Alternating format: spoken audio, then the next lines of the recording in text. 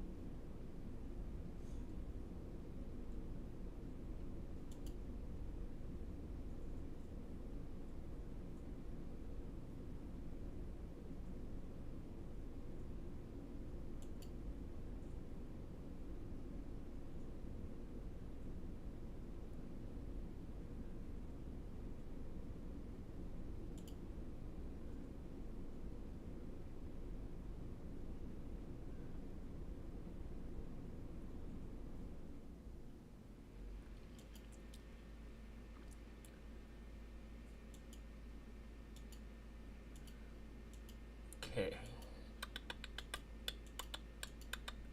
It's interesting.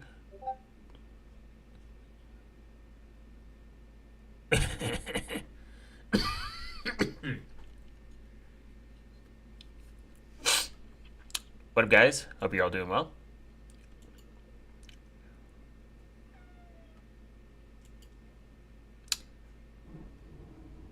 My cat says hi. Just gonna delete that.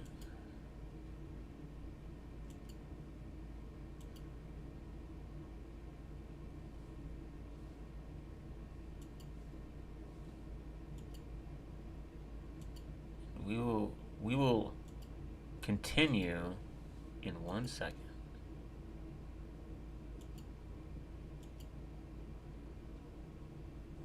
There it is.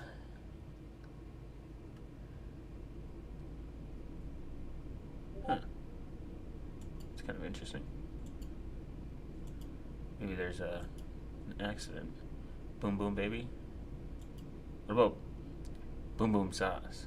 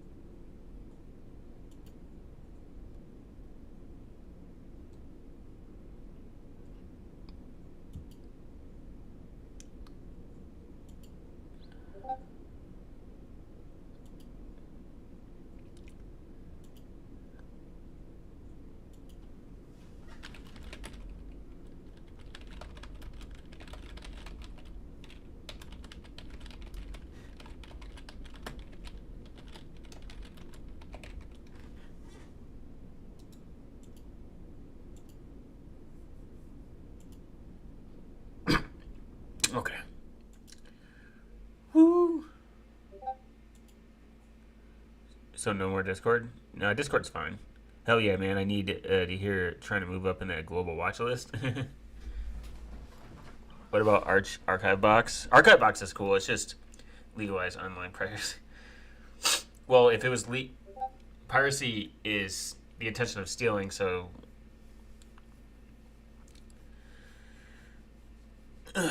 what's up, man? Boom boom baby. Legalizing online piracy is kind of like a what's the word I'm looking for? Piracy is stealing, so you're just saying legalize stealing. The only thing I lose from deleting my Discord account is tech support. Not really. I mean, sure. Tech support is I mean, the internet's a giant tech support place. Uh, I'm not gonna leave Discord because they're not enforcing me to show my ID. Now, if they were enforcing it for me to use it, then obviously, yeah, I would leave. But I don't see the necessary um, deletion of it because I think they're. I mean, my thing is people are gonna comply anyways, and I want people to have a space where they can find out how terrible Discord is and then leave. Or other alternatives. Plus, they're all bridged anyways, so it doesn't really matter. It doesn't really matter if people want to still interact in Discord. Just create a bridge with the people that don't want to set up an XMP like P account, or they don't want to go to Jabber, whatever insert thing here, or Matrix, or blah blah blah, and they can still interact with people that decide to either comply or just not care. I mean, I don't think people are gonna. I don't think Discord's gonna really crumble as fast as everyone thinks it is. So I was looking at some like data with TikTok. Even when TikTok got acquired, even when TikTok got banned, and then like people were like moving to other platforms, everyone came back. And then looking at the when it got acquired by a U.S. company, and people were saying they were censoring, like getting censored. When apparently I was looking into it. The censoring thing was kind of like overhyped, and it didn't really. There were some accounts that were like this was happening to, but it wasn't like everyone unanimously, and they saw like TikTok saw a recovery like immediately.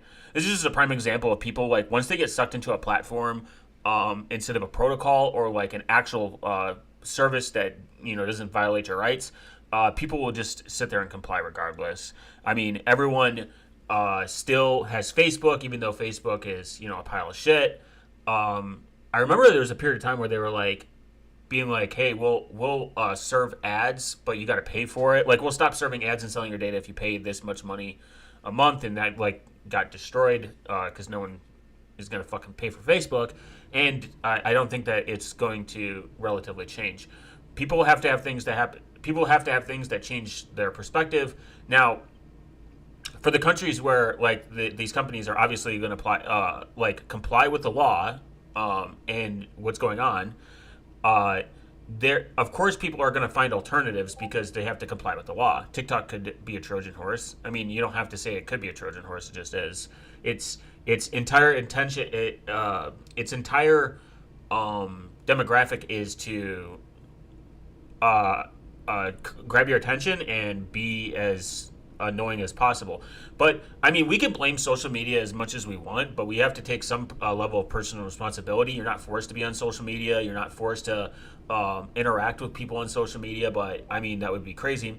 But nobody uses Discord nowadays. Most accounts on Facebook are owned by dead people. Saying nobody uses Discord nowadays and most accounts on Facebook are owned by dead people is just a fucking retarded thing to even say. Discord's one of the largest platforms and communities for like people that are like GT. That's why people are like, join my Discord server, not join my Simple X chat. I mean, like, it's just it's not a comparison. That's like saying no one uses Twitter anymore. It's when you're looking at these numbers, if they weren't using them, then if these things were dead, people wouldn't be looking for alternatives. I would say even in a lot of spaces, Twitter is still like Discord is still going to be used.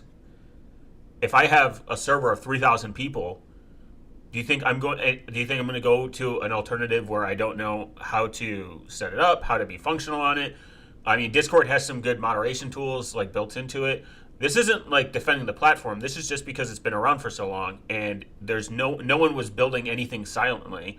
And even if you go, let's say, to another platform, I messed up. I didn't mean to write Discord. Facebook's definitely not dead. I would even say Facebook's still very strong. There's a lot of people. Facebook Marketplace is still like very relevant. That's where I mean, compared to like Twitter maybe, but like there's no other really platform that is competing with Twitter besides Facebook. maybe Instagram. I mean, Instagram is still insanely popular, which is insane to me. It just depends on like what niche you're into. If you're into like boomer shit and cars, you're going to Facebook. It's like the Craigslist of Facebook now. Facebook is like Craigslist now, but with profile pictures and people arguing about politics. That with that being said, I don't think that Facebook's relevancy with like other things really matters. Like it's not like people are like, I'm going Facebook famous. TikTok is probably like in terms of like maybe popularity, TikTok is probably on top. Obviously, it's like I mean we got boomers on there. I would say Twitter's more for OF. Like people like average. I mean, Instagram. I mean, Instagram's algorithm is probably pretty bad. I'm assuming. Twitter's as far as I go is because, and it was just really to maintain my identity so no one would steal it, like, and like scam people and message people. That was about it. Someone gave me like really good advice. They're like, you should if you're going to do YouTube, you should have some presence on social media. Even if you aren't going to do anything with it, you should get the username and claim it, just so no one can do stuff like that. But and I get to tell people I fuck their mom all the time on the internet, which is kind of funny. So that's my favorite part. And I found some cool content on there. But there's also a lot of people who leave social media. Some don't bother to delete their account and just, yeah, sure. I mean, dead accounts exist all the time. I know a lot of people that just have social media because they just want to talk to their family and their friends instead of texting them like a normal person. But I don't think that Facebook is definitely not struggling. Facebook's probably not seeing the growth compared to like other apps. Like growth in Facebook's very hard because it's like most businesses will have what I would call a user growth. What's the word? It's going to have user growth like stoppage. Like it's going to eventually hit a cap. This is every social media platform. Even people being born now aren't going to probably know what Facebook or even Instagram or Twitter is 20 years from now. People maybe in the last like 5-10 years probably got a Facebook, but that's probably like TikTok will be the new Facebook of Facebook. So this is why Meta is buying up all these companies. It bought WhatsApp. I'm not an FBI informant. I hope not. So Facebook probably is, if I talk to my family, I use SMS, I use Signal, though. Yeah, sure. I mean, I'm talking about, like, boaters and, like, people that, like, have family across the country. And actually, even that, people still probably use Facebook more often than SMS. People like messengers. They like messaging people. I don't know. I think it's silly, but, again, Signal is far better than SMS. I would say, so like Facebook probably hit its growth cap. That's why it started buying a bunch of companies like WhatsApp, Instagram. Instagram will probably outlive Facebook because you can create a lot of content on there and people like it. And it still has a place. And then it'll probably hit its cap maybe in a couple years where, Facebook is just buying stuff to continue to revenue and appease like shareholder value and insider trading or whatever you want to call it. But there's niched people that still love Facebook for one reason, and that's Facebook Marketplace. I know people that are fucking addicted to that one aspect of Facebook, which is fucking crazy. I mean, that's very anecdotal, but it's probably honestly the most used. True. I used to roll in countries on Facebook. You made me remember. Yeah, it's free. You don't have to have a number. You just have them on your. I mean, I'm just thinking. Convenience-wise, what people pick. If you've been on Facebook for 10 years, the likelihood of you deleting your Facebook is probably like very low. I agree with that.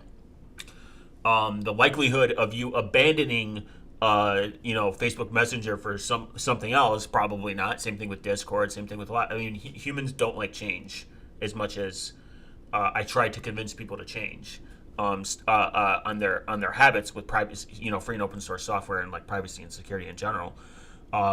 That's why I say FB placement is like Auto Trader for magazine back in the day, or like Craigslist. Yeah, it really truly it is. It's the Craigslist of today.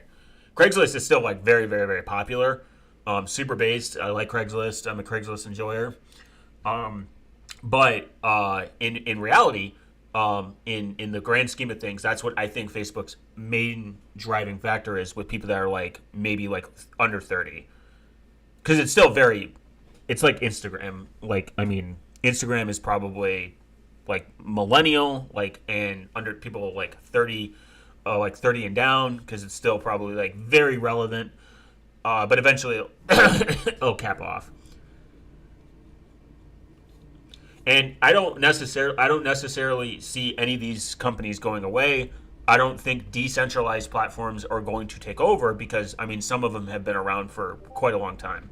People only change when staying the same becomes more inconvenient.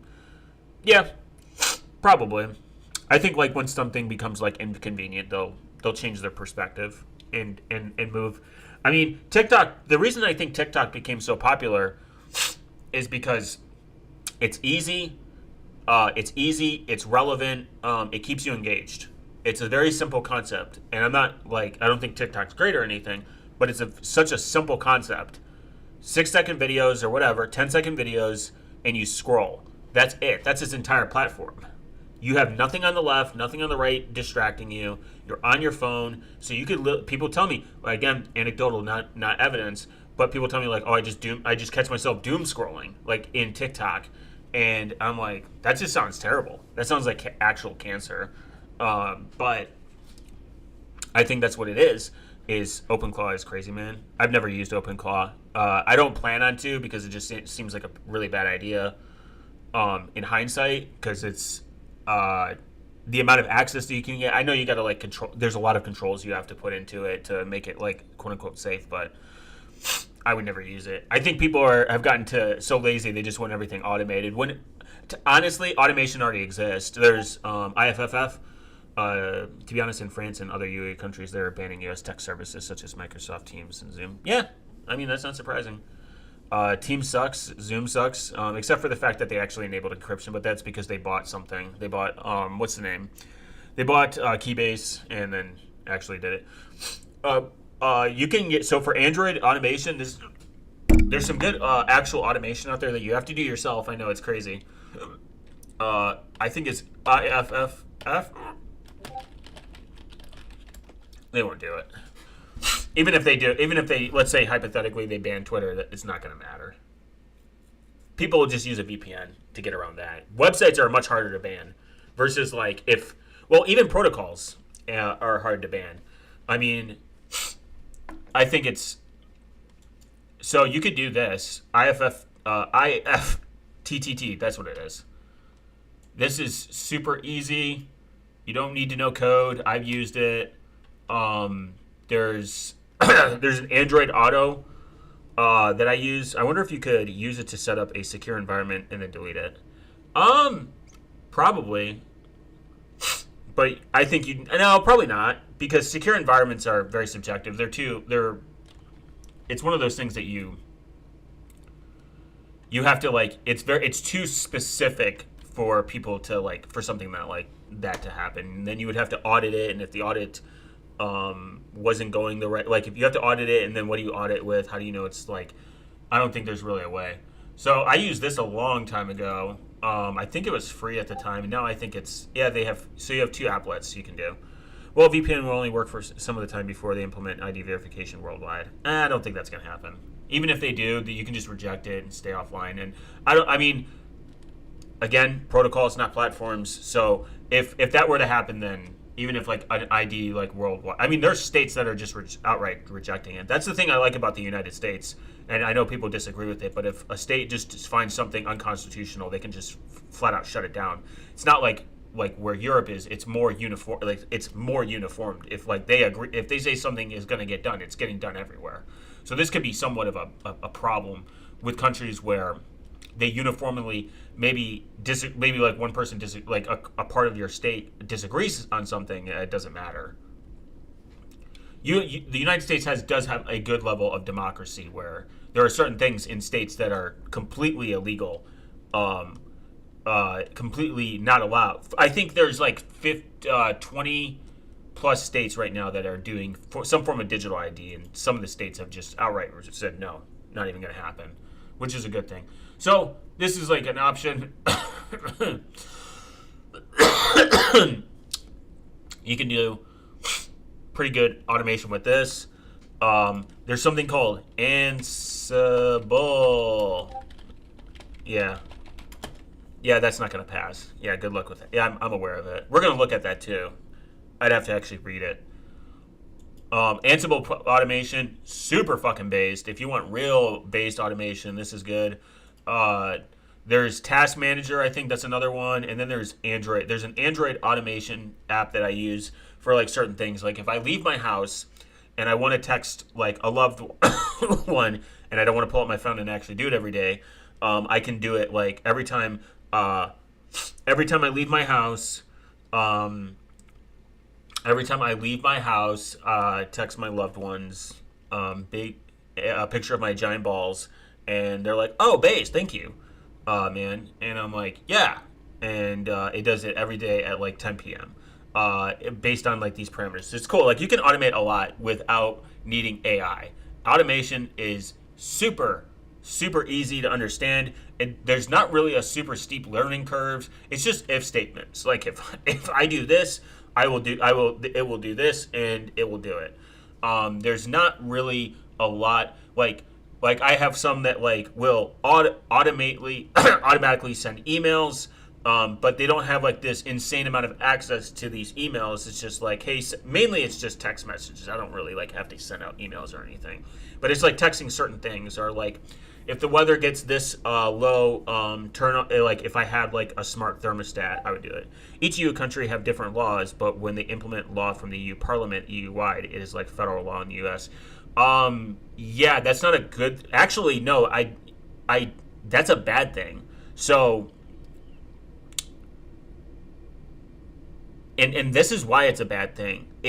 Even if on a state level, if something is considered like even like so, if like here's I'm trying to think of like a good example, like so there are things that are passed by like the country. They're like, hey, this is like federally protected that can get challenged and completely. So here's a good example. I would not say the EU is more democratic than the U.S. in general. That I wouldn't even go that close. So a perfect example is like on the state level, on a federal level, we have a Second Amendment. Everyone should have the right to access to guns. Simple. On the state level, the state have overridden that with like certain states having mandatory IDs and checks for it. It's a perfect example. States found something that there's a state right now. There's a state right now that like in blanket terms. What's up, Code? Thanks, man. Come in, big balls. Version 1 in it. Don't forget to use your username and password. I wouldn't say the EU is more democratic than the US. I think there's certain checks and balances in the United States that are far better than like the European like Europe does it. When the EU Parliament agrees on something, sure, like they say they put it as like a wide federal, like a federal. U.S. is not even considered to be a democracy. It's a constitutional republic with we do have democracy. It's a mix. This is something that like people debate about all the time, but like I can elect my officials. If I don't like something that my official does, I cannot reelect them. That person doesn't represent our state or et cetera anymore. That's completely possible. I don't like the term limit thing. I mean, the U.S. has problems. We're not saying that it doesn't. I don't like the fact that the U.S. has no term limits on our congressional. Each new country can veto any new law. Let's see that. Let's fact check this. So if they veto a new law, if the European Union says this is law, hi, not MOS informant looking and reporting on the potentially mentally unstable individuals to use in my next PSYOP. True. Remember, you're not suicidal and you can swim. So EU countries, I know they can. I know the EU countries vote on vote on it. I mean, like the US can do like the same thing. So like, from my understanding is like, let's see, EU. How do EU's law work? All these data centers are going to make electricity skyrocket. Yeah, that's going to be true. That's definitely a big problem.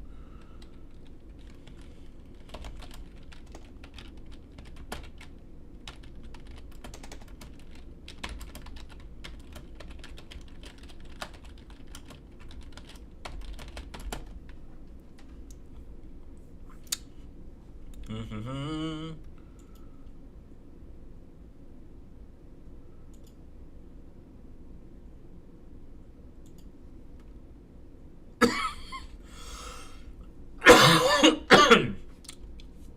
Over the years, the power of the European Union Parliament is within the legislation process have been greatly increased from being limited to given to non-binding option. Okay. Participates since 2009, after Lisbon Treaty came into force, the EU institutions have been the main participants in the legislative process. EU's Parliament, Council of Europe, European Commission, Parliament. Okay, let's see what the AI says. The EU can pass laws primarily through a process involving European Commission, the Parliament, and the Council in the European Union. Proceeds are debated and must be approved by both Parliament and the Council. While members of countries can veto power in certain areas, many decisions can be made qualified majority voting, which limits the ability of any single country to block legislation. I can even keep up my bills now. Suck. Go solar, man. It's the best thing you can do. Veto power. Who else? Let's see. The European Union's institution structures has been criticized for being undemocratic and unaccountable in response. The European Parliament and Council. This is what I understand. Like I've listened to like a lot of like geopolitics, and I'm not like an expert on it, but from what I understand is like once they decide on something, vetoing is actually like really hard. But I digress. I'm always willing to learn. The ordinary legislative procedure established by the Maastricht Treaty in 1992 grants European Parliament and the Council equal lawmaking powers in various areas. So ours is different. Ours is actually, not equal. None of our powers are like equal. This is like the difference between us is like the checks and balances. Like things can make it all the way to the top and get fucking shut down, based on like the level. And I don't think America's perfect. Just want to throw that out there. But we got things that we need to like fix on like on a democratic level, but that's not the point. The Lisbon Treaty further strengthens its procedure, allowing inclusion of veto provisions in legislation. This enables the Parliament and the Council to block secondary legislation drafts by the Commission through a qualified majority vote of the Council, or an absolute majority vote through the Parliament. While the right to veto exists, it actually exercise has been low. EU member states also possess the right to veto in sensitive matters, requiring unanimous voting. However, there has been recent claims that the European Parliament abolished this right by replacing unanimous voting with qualified majority voting. Nevertheless, these claims are inaccurate as a resolution proposing such change does not hold binding for the European treaties would be necessary for its implementation. Who can veto EU laws? EU member states and the Council of the Council of the European Union and the European Parliament and the Commission. Voting procedure: unanimous voting, qualified majority voting. Common foreign and security policy citizens, EU memberships and U.S. finance: 55% member states, 15 out of 27, 65 still the population qualified voting. So, 65% of the veto powers. The Council and the Parliament can include a veto position in the legislation and block secondary legislation drafted by the Commission. Veto usage low. The European Parliament and Council of the Union, also known as the Council of Ministers, are two institutions with lawmaking powers in the EU. The ordinary legislative procedures established by the treaty and extended by the Amsterdam Treaty of 1999 gives the European Parliament and the Council equal power in a wide range of areas, including economic governance, immigration, energy, transportation, and law and consumer protection. The procedures was further strengthened by the Lisbon Treaty in 2009, making it the primary decision-making mechanism of the EU's social scenes. Under the ordinary legislation procedure, a legislative text undergoes up to 3 readings parliaments and can only come in effect if both parliaments on the council agree on its final wording. I can't even. That is kind of bad. What if it's super important? If they have equal powers, that's kind of bad too, because if it's super important, if it is super important, it's a net good, and one party doesn't agree, wouldn't that be a bad thing if it doesn't pass because they don't have an agreement upon it? Because there might be. I mean, some people could be just malicious and just be. I mean, we have a kind of an issue in the United States called filibusters. Filibusters are good things sometimes, and they're bad. So it's kind of like one of those issues. Like a filibuster could be preventing something really good overall, to be passed. In the United States versus it could be used to prevent something from it. It goes deep. It goes deep though. People don't even understand what they vote for anymore. On top of all the psychological manipulation and gerrymandering that goes on in the world. Yeah. There is probably an issue with gerrymandering. I think there in America at least we do have the way our states weight in the way we swing the vote on electoral college level. Your electoral colleges can vote whatever way they want. Technically, I don't think they're required. If I remember correctly, I don't think they're required to vote the way your state swings. But they probably wouldn't get reelected. I would say there is there are problems with the electoral college, but then there is no problems. Yeah, veto is a big issue. Russia uses Hungary to slow down the EU because Hungary can veto. The US's biggest problem is kind of a pro and con. The electoral college is cool, because it helps prevent bigger states completely annihilating smaller states. But at the same time, it's not cool because sometimes the popular vote in America, people that want the popular person from a populist standpoint or whatever, where the majority says we want this person, you can still lose. You can lose the popular vote and still win an election. So there's pros and cons to it. I don't think that there's necessarily Viktor Orban in Hungary is Putin's lapdog. Interesting. Under the while the commissioner instigates legislation and lives on treaty grants, European parliaments and the council the right to veto second legislative through legislative vetoes. This means they can veto. Filibusters are actively used in psyops and manipulation, like a recent government being entirely shut down thanks to the filibuster and all the TikTok brains that can't seem to understand it. Yeah, I think there's good things that come out of. We can't. It's kind of like lobbying. We can't say all lobbying is bad because there's some lobbyists that have definitely pushed to better outcomes, but most is bad. Everyone's end lobbying, but I have a different approach on it. I think lobbying should be definitely skewed differently. I will say that. A good example of this is most veto, depending on who's if we have the majority of if we have a majority control of in the United States, if there's a majority control of a Republican in office and it could be bad because things might get passed that you don't agree with. Vice versa, if the majority, I love Agenda 2030. If the majority of vice versa, if the majority is blue, or if there's a mix where it's half blue, half red, stuff doesn't get passed because it might not reach a bipartisanship, and they might be filibustering or doing some legal bullshit that prevents stuff getting pushed through. But the other big issue is a lot of the times stuff won't get vetoed. Especially if the president wants it. Agenda 2030 eliminate all poverty by dehumanizing and everyone essentially. Well, lobbying from a foreign power should be banned, and there should be more transparent in the government where they get them. There is transparent in the government where you get there. People, this is something that people don't understand. There is transparency. You can FOIA request anything. You can actually APAC too. You can FOIA request where people get their money from. I think the thing that's why people are like we should go to Bitcoin for transparent like where all the money goes and stuff like that. You can find it very easy. A lot of these things are protected. The UN never does anything wrong. uh, I like actually the European Union's GDPR. I wish we had GDPR over in America. To be honest, I wish that is something I wish we would adopt. Um, and I would even say that it's better. Lobbying from foreign powers, I agree that should not be well. I mean, it kind of depends actually.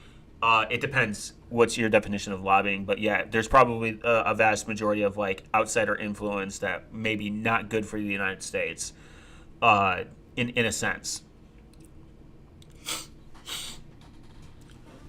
So like,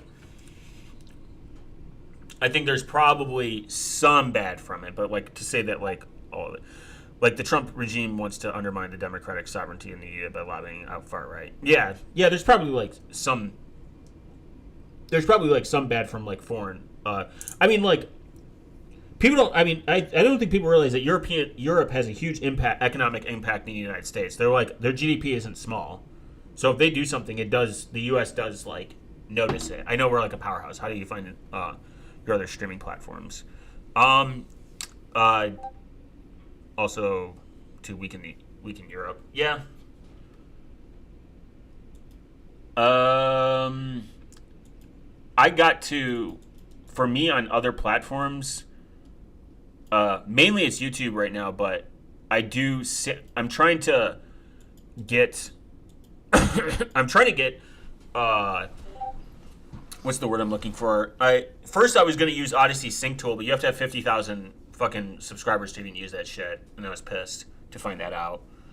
I'm gonna have to sit down one day and like really go through all my stuff and upload them everywhere else. I'm kind of experimenting with TikTok and Upscroll right now, but it's not good. I have to like learn what pushes to views and how it works and everything. So I'm gonna be experimenting with that for the next like couple maybe couple months. I'm gonna figure out what works and what doesn't. Not entirely sure how that's gonna work out, but it would be cool to like get that out there and start spreading it. Somewhat, but I have to like actually sit down and like learn what gets what gets not people's attention, but like what gets like some form of viewership on TikTok and Upscroll and like a few other platforms. Rumble is okay. It's just very very political for me. Too political for me actually. It's very gay over there. To be completely honest, I'm not a fan of it. Same thing with like I don't even like Blue Sky and Twitter, way too much politics going on there. Blue Sky is slightly better because it's a protocol, but it's not a good protocol to be completely honest. It's very Nostr is kind of based because I can kind of just go on Nostr for like 5-10 minutes and then like be off. Like I just really just find Monero maxis on there. Um, and then Odyssey is just a pile of shit. I hate it because they decided to pick the worst cryptocurrency on the planet and a shitty wallet. So I don't trust them or like them, and I think they're kind of gay actually. I just don't like Odyssey. I think they're a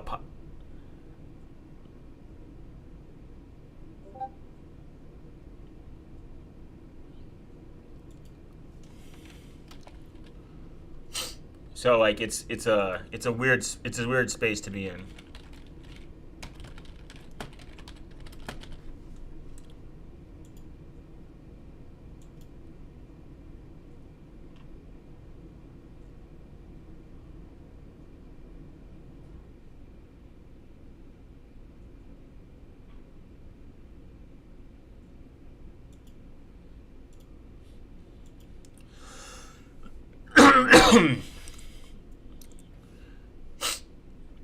Yeah.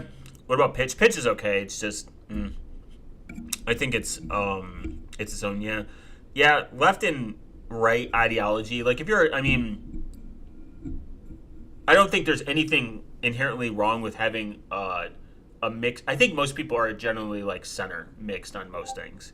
I got no issue with Odyssey. That's where you download certain STL files. I mean, you can get that from those from anywhere. It's cool that they do that, but that's not Odyssey. That's the interplanetary file system. You can get it on IPFS anyways. That's what they're using. You can completely avoid Odyssey for those STL files. You can just go straight to the source. Speaking of that, I do want to eventually. Every place is out of stock for the fucking Glock 17. I think that is like the most common build, and I'm very sad. I need to find one because it'd be cool. But yeah, I think most people are like generally like centered on a lot of things. I think most people agree more than they disagree. There's going to be obviously the people that you see online that they're like, yeah, I'm not interacting with that. Like I don't like. Well, sure, you can download it from Pirate Bay as well. Yeah, you could. I mean, technically, I could do without the Odyssey. If they were actually super based, they would have picked Monero. They don't make any more Glocks, bro. Um, I know. Yeah, I know they discontinued it. But you can buy like I'm talking about the lower receivers and the parts. The parts aren't going anywhere. You can still get the parts. There was a site that I saw them on, except for the new one. Yeah, but you can buy the parts still. They're still aftermarket. I'd have to go to like some weird site to get it. But there was this cool site that I liked that sold all the parts to complete your 3D build.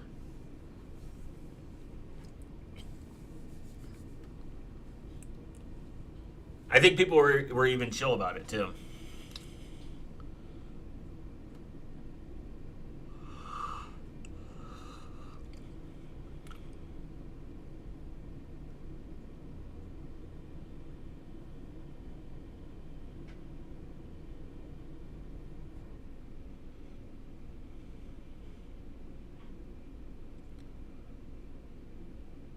Hmm. Veto the law. I'm gonna have to law Sean.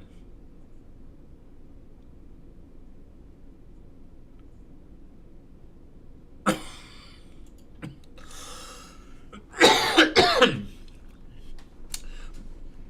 yeah, there's so many like you know caveats to uh, navigating around uh, the freer and more open source internet, which I kind of like that more people are coming to terms that like piracy is based, having access that I don't quite remember what it was I'm talking about, but I think by these dudes named Raven that were making like in Internet 2.0 have any idea what I'm talking about. Curious how you think. Oh, I know what you're talking about.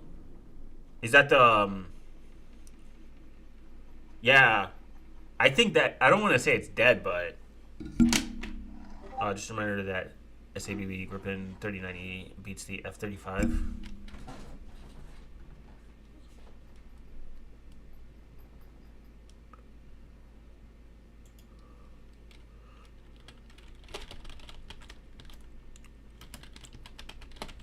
I thought that project fell off, or did it not?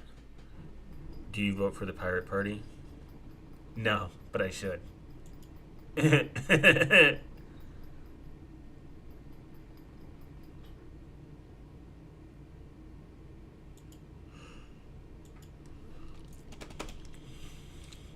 Those guys are a perfect example of people that have different political opinions and stuff like that, and fucking couldn't get along.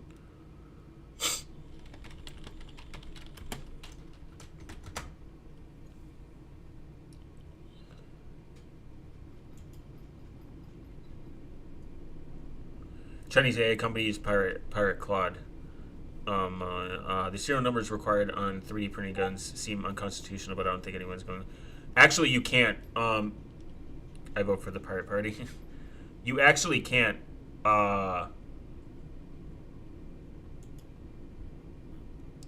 Serialize your gun. That's a crime. That is actually a crime.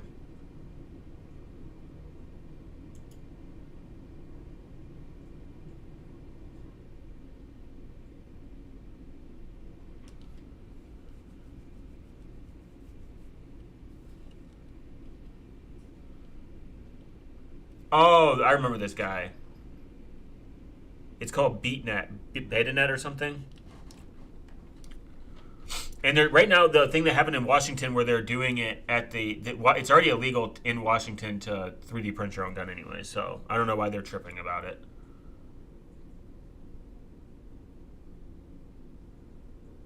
Yeah, I remember he.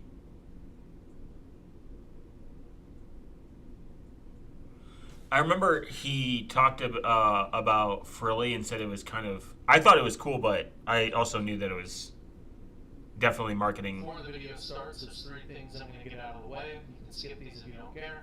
So the alternate project, formerly known as Beta Net, we're having a update live stream where we update the.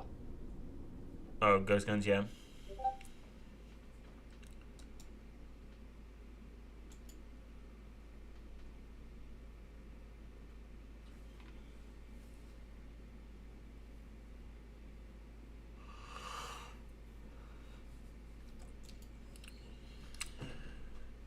Yeah, it's illegal.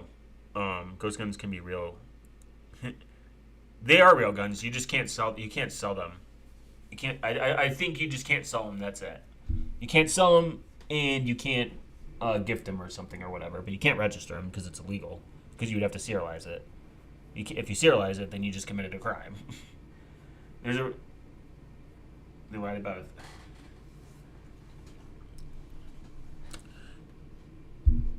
And I agree. I actually remember seeing this. I agree with this take, though. It is marketing.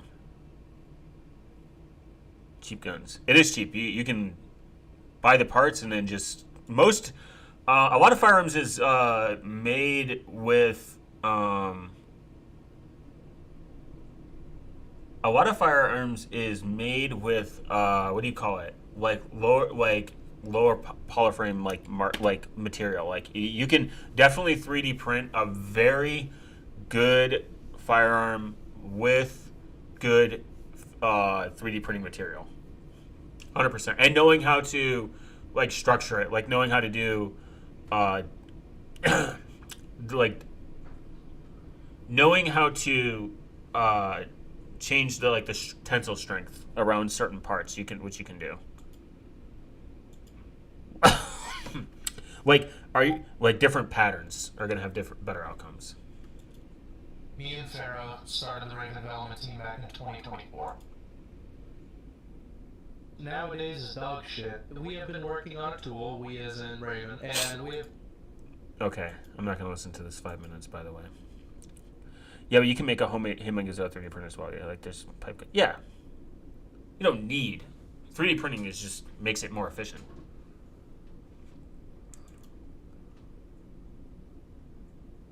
Oh.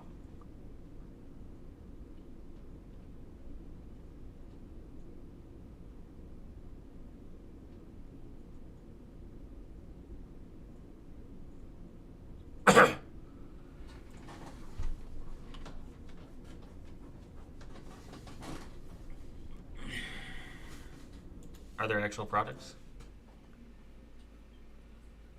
Deep loaded Windows 11 in 2 clicks. If you were a 3D printed gun, use ABS plastic, not PLA. PLA deforms in the heat from the gunshot. PLA even there's PLA plus, and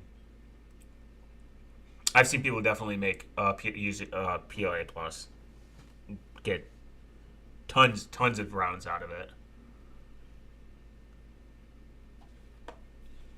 You could definitely use PLA plus and be fine. ABS is a good option. There's other ones. There's also a risk of blowing up your fingers when making. Not really. Yeah, it's very minimal. It'd be no difference than buying a shitty gun. You're not gonna blow up your fingers. A privacy respecting CRX. Okay. Redact. Destroy files securely. Snowflake. What are they gonna? Oh, use.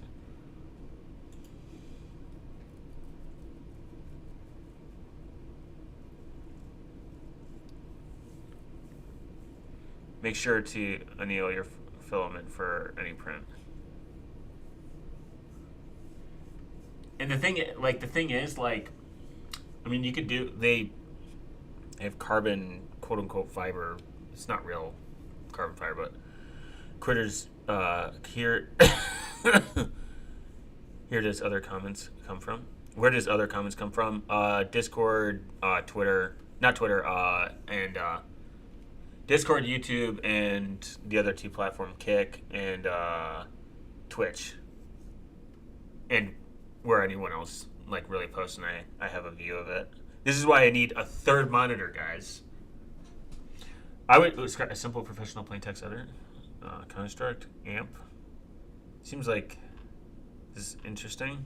I thought their whole point was making like Internet 2.0. Oh. Live updates, here it is. So in your opinion, what is the ultimate form of OPSEC? I know basically know about it. Lie. Realistically. December 4th. Oh, Feb 23rd, 2020. Guys, I'm no longer doing this.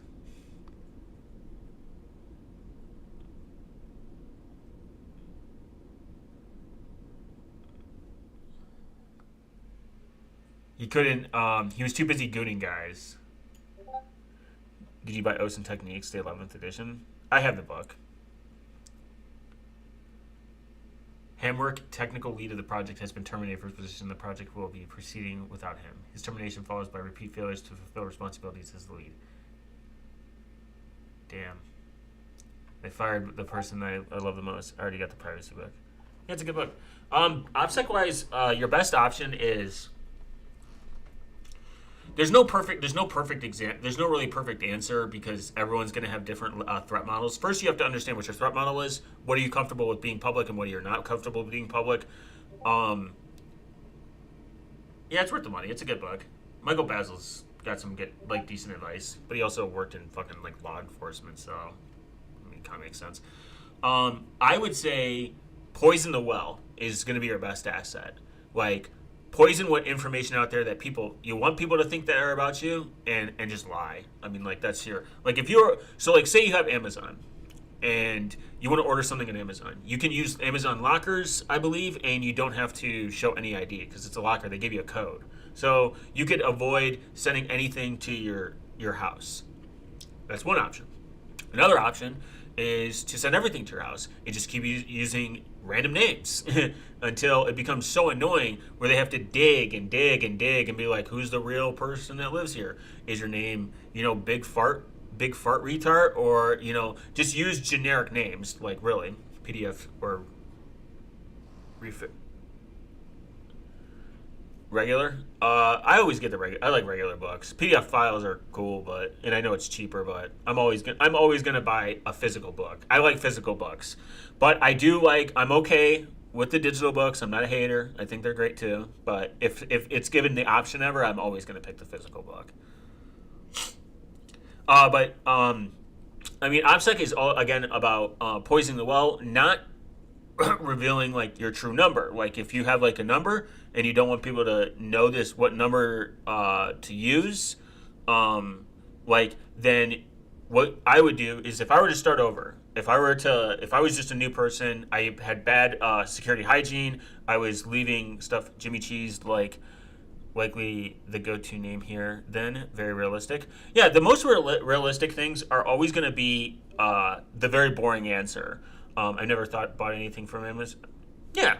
So if you never have, that's great. If you have an eBay account or anything online, like online shopping, everyone has like this, you have to go into a store, blah, blah, blah, or like never leave your house because of CCTV cameras. It's just retarded.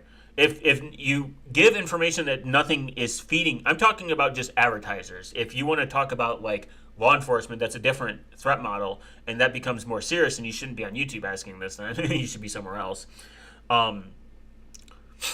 The thing is, say you have a group of friends. Let's just do like a hypothetical. And you have a number. And you've given this number and you had poor hygiene when it comes to like giving out your information. Your best bet is to take that number and for the rest of your life, give that out. And change your true number. And give it out under all these fake names, blah, blah, blah. And then create a persona. You're going to create a persona. You're going to create an identity, a person. And this person is what people think that's attached to that number. Then you're going to make it even easier. You're going to make it a habit when you go into like your local XYZ. They all right. I wouldn't say that. They owned by the Chinese government. So your next option, your next step would be to when you go into like 7-Eleven or something, they ask for your phone number. You're going to give that number. It's going to have a different name on it. You're going to change the profile name or whatever, and that's what it's going to be attached to. And then you're going to push it to the side. Your true number, your real number, that's attached to you. You don't hand that out. Now, you could do a couple options where if there's important stuff that you need sent to your real number, your true number, you could do call forwarding. You could park this number in like Google Voice or like a really cheap provider, and you could keep getting those forward messages. But your real true number should never be revealed. You don't give that out. You don't let people know it. Not even like really friends or family. But what you really and then like it comes down to like, okay, what do I use my fake number? And you could even get a new fake number and use that, like my pseudo or cloaked or just prepaid or whatever. In my country, you have to show your ID when buying a SIM card at the store. Burner numbers are banned in my country. Yeah, so your other option would be to go online in whatever country you're in. You don't have to tell me. There's a ton of providers out there that allow you to get a virtual number. They don't give a fuck what country you're in. So that's your next option, but that's a totally different story. And it should work. I mean, it's probably 100% will work. I'm not unless you live in a very authoritarian country, then I don't know how the fuck you're on YouTube. But one of the biggest parts of it, one of the best benefits is once you have this fake number. Good night, people. I have to be up at 3. Sucks. I can't have a burn. So your first step would be get a burner number, change your number, whatever. That's your public facing number. That's attached to whatever fake identities you want. That could be attached to your fake persona, your multiple fake personas, whatever. This is what I would consider poisoning the well. Then you're going to all phone numbers are attached to your name as all phone numbers attached to your name are public at this point. Not really if the name isn't real. They don't know. So in the United States, you can get a prepaid number. You don't have to give your real information. You don't have to even give your real area code. You can just say like, "Oh, I'm from the Bay Area," and you could be in fucking New York. We're not required to show anything. So as long as you have careful steps in your opsec and you never reveal that, it's insane how fast shit can go south. From what I heard about the 90s, you could do that just about anywhere. It seems like we have to show. Not really. So right now in the United States, you don't have to show your ID for a prepaid SIM. That plain and simple. It's very easy to understand. Again, people are like very like adamant that like this is attached to you, but if you don't give any information, how is it attached to you? How is it attached to your number? How is it attached to your name? So if you give them, if you say your name is Dick Balls, it's going to show up as Dick Balls. If the caller ID is Dick Balls and you don't ever use this number anywhere that's attached to your real identity, then you're pretty much safe. I'm aware, and I'm aware that other countries have forced this. That's fraud, man. Can't sign a contract like that on camera. Where would there be a contract? Prepaid doesn't require a contract. That would be fraud. You actually don't have to ever attach that number to anything that's personally identifiable to you, and I'll get to that point. So, if you are doing something legally, obviously don't commit fraud. You can't lie to the government, and you can't lie essentially just pretty much to the government. Like if I go into a prepaid service and I get a prepaid number, I don't have to do any form of identification. I do it all the time. I can put whatever name I want. There's no contract. That's what prepaid's for. I'm prepaying for it. It's not required. You can even go a step further. You can get. I have simple. What do you call it? Silent Link. Silent Link works. It's perfect. It gives you one-time verification. It's $100 a year. SMS only. Well, my country is trying to pass laws that allow for the police to triangulate protesters and use AI cameras just like the U.S. and the U.K. Yeah. I'm not shocked. There's still some law, I believe, that filling out the internet forms Filling out internet forms falsely is fraud too. Well, I've committed a lot of fraud. What's your definition of like an internet form?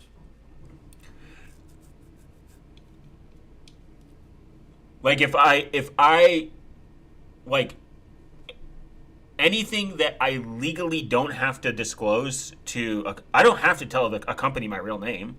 I can go into Walmart and they're like, "What's your name?" My name is Jeff Dickballs. Anything that I'm not required to show my identification for, like firearm purchases and legal stuff, and you can actually in the United States, like a perfect example of this, you do not have to give your personal information when you're checking in for like your fucking your like if you go into a place to get like viewed by a doctor, you do not have to fill out your personal information. Like if where they ask you to like pre-check in, you don't have to fill any of it out. You have to pay them and you have to give them your like information obviously to pay them especially if you're not insured, but that's different. And I have an answer for that. I have the answer for the stuff where you can't legally not give your information over. So this is where your private number comes in.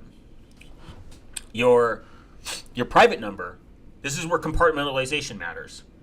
Your private number, New World Order won't just happen in our lifetime, but yeah, it'll happen one day maybe. I'm doubtful, but privately, again, I'm not a lawyer, I'm not anyone's lawyer. Privately, if my doctor like wants my number for obvious reasons, I would give them a different number, another virtual number. And this virtual number still isn't my true number. And I give them a virtual address. And this virtual address isn't my real address, or a P.O. box, which is slightly more private. And then it becomes less connected. The point is disconnecting everything from your real number, your true number. Your true number is for like your wife or your husband, who you probably want to have this, or your kids. Maybe not your friends, because they're in Facebook, and Facebook they'll access accounts. But in the U.S., police is allowed to wiretap, triangulate phones, and use it. No, actually, it's illegal. So it's a violation of the Fourth Amendment. They can't just wiretap you without a warrant, and any court will fight that. It's happened. They're not. I mean, everyone says this happens. People have been saying this forever. The thing is, the United States police are not allowed to wiretap or triangulate people. Even if it to show up at your door, you can just fight in court. There's tons of people that fight this stuff all the time. Just like I can go up to a police officer if I want, I can give him the finger and tell him to go fuck himself. I can call him a gay retard. Every single day. They can't do anything about it. I mean, that's like what free speech is about. It's why the First Amendment exists. The Fourth Amendment allows no illegal wiretapping. You have to have a reason. You have to have a warrant, and somebody have to sign off on that warrant. Are warrants easier to get now? Sure. But are they just going to randomly start wiretapping people? No, they can't. I mean, it'd be a crime. And any judge under that holds oath to the Constitution would reject whatever the fuck they're trying to do. And using AI cameras, like Flock is a problem, but it's constantly getting defunded from like states. I mean, Americans do have a lot of protections. But back to my point. So now that you have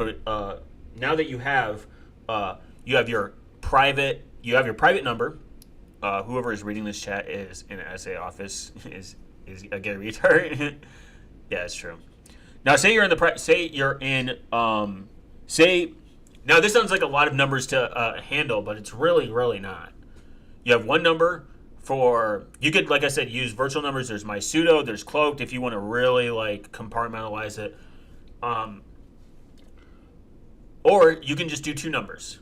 One for everything external that you know that might, if and it will get possibly leaked, that's not attached to you, where you are not where you don't have to, and then one that's internal, that's not attached to still your true identity, aka like your house, where this is where you can get a virtual address involved. You can get the post office. A lot of places don't accept PO boxes, but a lot of places do. You You can really break it down so it's harder to correlate stuff with you. That's all it is. Correlation comes from people actively giving out one number, one address, one email address, and they're just giving it everywhere, or they have 30 email addresses, but it's all going to the same fucking address when they're ordering stuff. That's the point. Is you want to make sure that you are not really findable or linked to other activities. And then there's cash options, like you want to pay stuff for cash, or I finally got this. This isn't like an endorsement or a sponsored. I'm going to talk about this in my next blog because I think it is nice. So if you have Monero, this is a very steep cost. I'm not going to lie to people. It's very expensive. I was very skeptical, but I pulled the trigger on it, and I think it's a great card. It's $350, one-time payment, no KYC registration. They literally register it. You hit them up in Telegram. So you message them in Telegram, and you're like, this is all the information I'm going to give you. They send you a card. You use Telegram to deposit. I got it in a couple days. It's 4%. They charge a 4% fee. Everything's done in pesos for whatever reason. Don't know. Don't care. 0% FX fees. 0% ATM withdrawal. So if you have Monero and you want to use it, you want to spend it, this is your option. It's private. No one knows your transactions. It's that simple. And then there's going to be an app at the end of the month. At the end of this month. And I'm like, based. So I think it's a good way where I don't have to sit there and buy all these prepaid cards or whatever on Cake Wallet or insert exchange here and wait and get a digital one, and I can't use it anywhere. I can only use it online. I can't, like, if I'm out in public, I can't use it. So this is the simplest way to use Monero. It's $350. And then they charge you like $100 every 3 years. If they're still around in fucking 3 years, based, I'll get it again.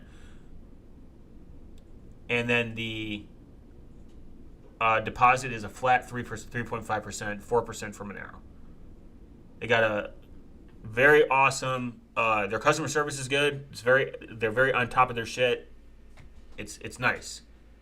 I haven't done the ATM withdrawal. I don't really care about that. I don't really like cash, to be honest. But I just wanted to see that it would work. And that they were a decent option for people. How to buy Bitcoin without KYC, simplest way. Is this the only way? There are some ways, cash, to be honest. That you actually, so by the way, Goblin cards can use Bitcoin too. See, man, I need to get study. We'll listen to this while jogging. Good luck on your studies, man. Appreciate you stopping by. As always, definitely keep digging deeper as you should, and good luck jogging. Stay safe out there. Cash is going to be the best way. A lot of the ATMs will ask for information that they don't need. You can do swaps. You can do swaps. That's kind of like a KYC, but you might have done your coins from a KYC. I mean, your best option, honestly, is to get maybe something like KYC-ish from like an exchange it to Monero, and then exchange that Monero to Bitcoin. And use Lightning. Lightning's especially if you run your own node, but it's not perfect. It's slightly more private. And I'm using the very big quotation marks. So your option would be to obtain Bitcoin Lightning, make sure that you're running your own Lightning node, swap the Lightning for Monero, and then Monero back to Bitcoin. And that would be it. Yo, what's up, man? So, like, that would be kind of like your best option. Your second best option is knowing someone with cash. That's just going to be it.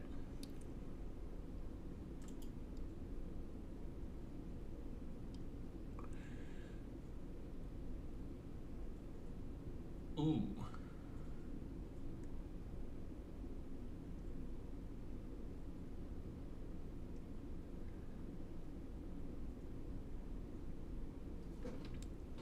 such a weird thing to be a thumbnail. That's why I hate YouTube. Like, it's just fucking clickbait. I wouldn't say TeamSpeak is replacing Discord though.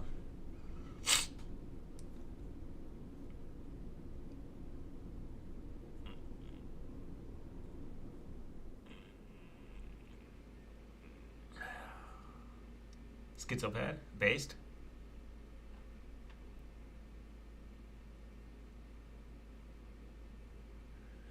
That's crazy. Damn it. All right, I'll see. Thanks for your help. I mean, good luck. It's very hard because like you have to understand you're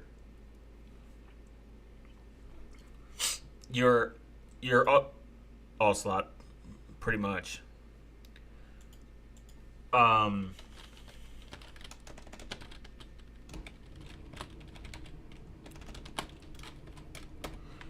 And the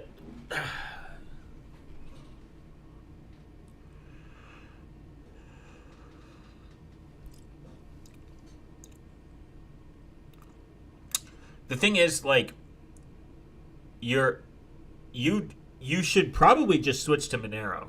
It's much easier to let's start a commune. That'd be terrible. Be an awful idea. Look, I'm not polyamorous, man. I'm sorry to. And I shower too, so I don't know if we can do that. I like water and soap. And it's true. Why do they all look like that?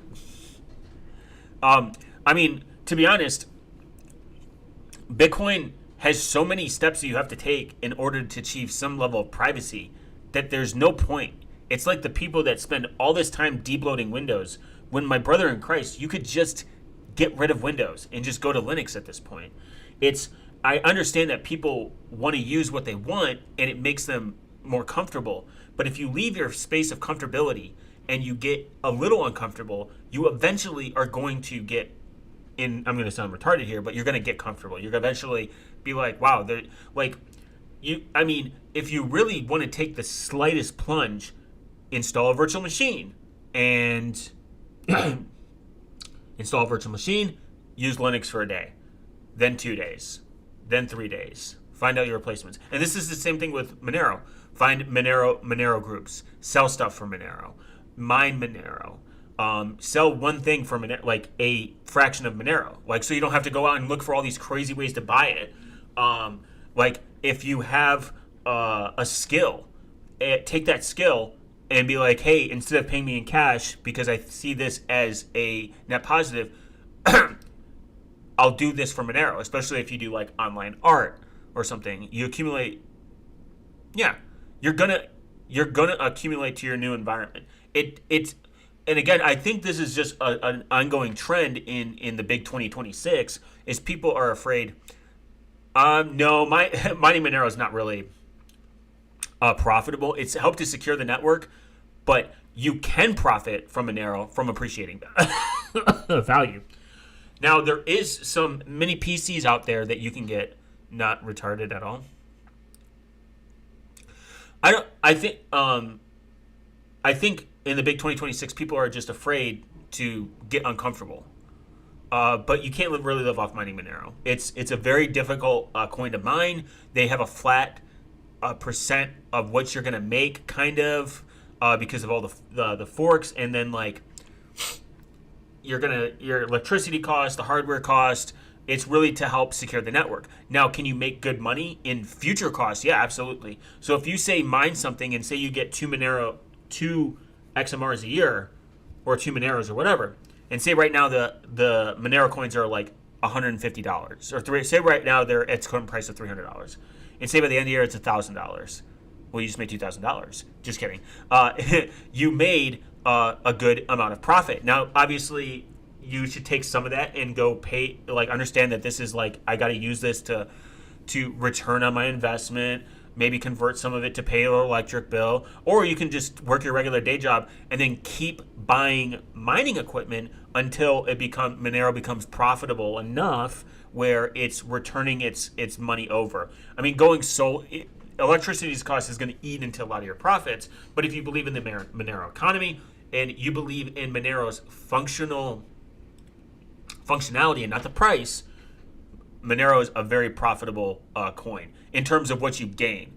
Now, what you're going to gain is privacy and fungibility and usability. That's the difference. I know a lot of people think, like, when they think cryptocurrency, they just think of money pumping bags, and they see green. They have, like, dollar signs as eyes coming out of their eye sockets.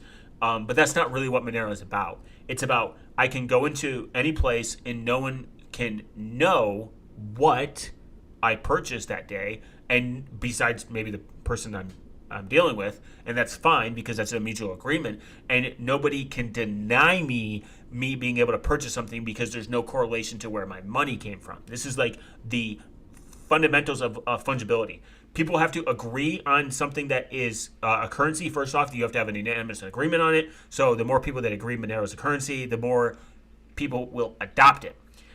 Second is there plausible deniability where it came from? Do I care where your $100 came from? No. So I can't judge you. I can't price hike you. I can't do anything. I'm just going to give you this at fair market because there is nothing sitting behind this $100 bill or $100 in Monero that would prevent me from selling it to you. I don't know where your wallet transactions history was, etc., etc. So that gives you equality. You are equal buying and selling, and the purchase power is equal buying and selling. There is nothing that can blacklist you. No one knows that your Monero is quote-unquote tainted. That's the next part.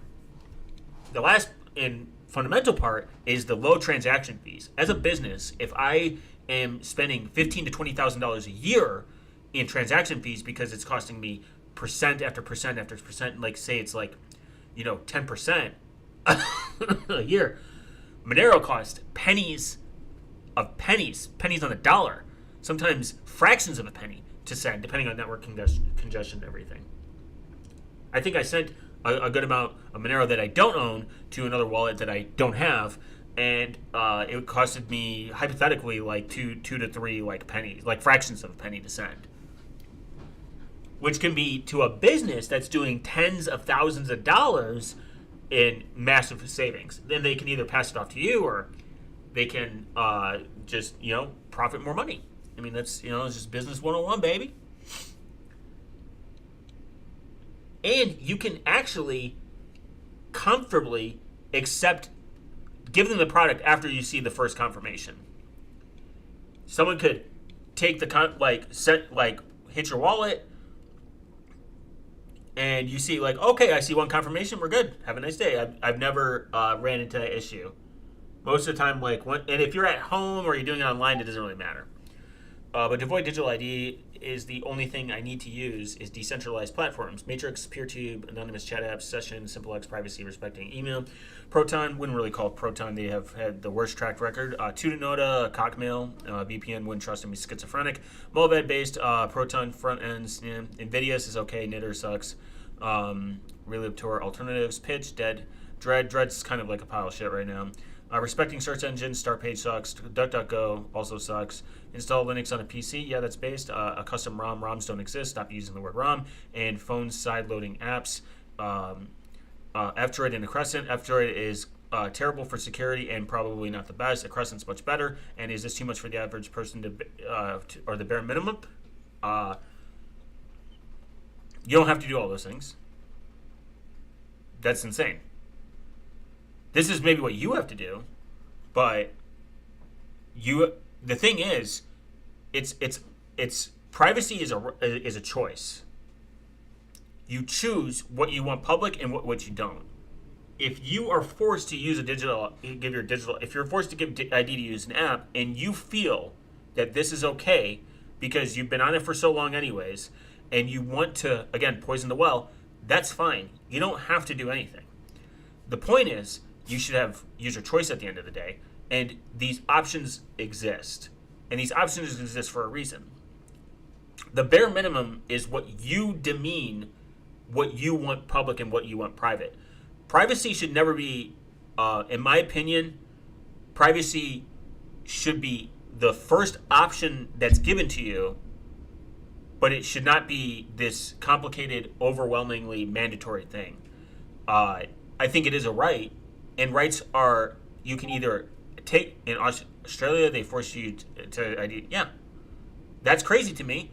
I don't agree with it, but because I don't agree with it, doesn't mean people have to do all these insane things to function in society. I think privacy is a right, but rights are like this. Rights are, you can either enact upon them or not enact upon them. You don't have to exercise your rights, just like you don't have to, as long as the rights exist, obviously. I think people have the ability, like a good example of this is like I have the right to vote and I have the right to not vote. I have a choice. I have the right to do this and this. I don't want to go down the people have to do these things. I think privacy should be the default option in most people's lives, 100%. But to say that this like long list of like things that they need to do, it's subjective. I think that decentralized platforms are better, and I think that people should do them. And I think the average person will be overwhelmed with most of like these random like esoteric things. First off, I mean like to break down each thing, Matrix and PeerTube, great platforms, not replacing YouTube, not replacing places like Snapchat or et cetera, et cetera. I think it's good options that people can have. And think about how long Matrix has been out there. I just want you to put that in the back of your head. Session, SimpleX are great. Session only if they do perfect word secrecy. SimpleX is okay. I mean, it's good for privacy. You can just use Signal though, but I digress. Proton answers a lot of their warm canaries compared to Tutanota. Proton also runs ads. If you run ads, that's a way of tracking. I think they fixed it. If someone could quote me, because I don't feel like searching it anymore. But I'm pretty sure Proton used Google Analytics, but I think they stopped recently. Not like super recent, but like they stopped using Google Analytics. It's weird that they haven't gone to push notifications. Tutanota rewrote their entire push notifications. No Google Analytics, no advertising, no affiliate link stuff, because those are forms of tracking and you can do it. It's not a private way to do it. Mulvad's based. Mail, I wouldn't trust them at all. VPN, yeah. Proton front ends. I mean, Proton is a good alternative. I'm never gonna say it's not. It's just not the. I don't think it's the best, and I don't like putting everything in the same basket. But for people that want to get away from Google, yeah. DuckDuckGo is okay. Startpage, no, I don't like it. But if people want to use it, it's fine. The word custom ROM is just cringe because it's incorrect. And sideloading your apps from F-Droid is just bad. A Crescent's good. But the Play Store is fine. You can actually get an anonymous Google Play Store. It's completely possible. I asked the developers of Graphene OS. They say that they don't. The only thing they get is the IP address and the device identifier. That doesn't mean anything. A lot of applications can get that anyways, so it doesn't really matter. I think people that are not technically literate and know how, in the beginning, know how to vet an application's for its security and vet an application that it's not malicious, should just get it from the Play Store. That simple. Then they can eventually get away from it. I'm not saying it's forever, but I'm saying that should be something that we need to think about, because then if people are just downloading random F-Droid repositories or they're finding random APKs, it's not really a good thing. And people say common sense, but all right, you tell me how to vet an application. How do you know? That's the point. Average people don't know how to do it. Are you talking about the Aurora Store? The Aurora Store is even worse. I wouldn't use the Aurora Store if you paid me. It's the worst option. The Crescent is fine. F-Droid is not the best source for updates, and this is like a constant debate. And something with the way they sign their packaging, I think, is kind of problematic. I think F-Droid has gotten better, but I think it should be the last. So in my order, and how I've seen it and how other people have done it, is it should be Play Store, anonymous Play Store, Obtainium, F-Droid. Or sorry, a Crescent, F-Droid. When a Crescent gets more apps and becomes more vetted, then it would be a Crescent, Play Store, Obtainium, F-Droid. But I think average users should just use the Play Store. Just get an anonymous Play Store. That's it. Simple. It's like the easiest way to do it. And the Play Store actually, under Graphene OS, doesn't It doesn't ask for any more special permissions. It kind of just works with the sandbox model. So it's not being invasive. It's not going any deeper. Otherwise, it would on like another platform. It just works with the Graphene OS's sandbox platform.